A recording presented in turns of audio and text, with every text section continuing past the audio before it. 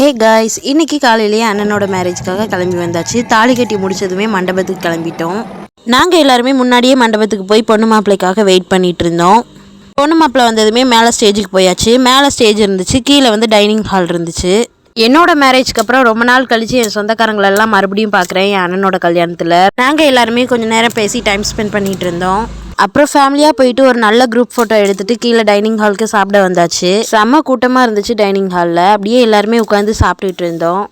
அப்பளம், கூட்டு, பொரியல், அவியல்னு நிறைய ஐட்டம்ஸ்லாம் இருந்துச்சு. ஃபைனலாக பாயசமும் குடிச்சிட்டு வீட்டுக்கு கிளம்பியாச்சு.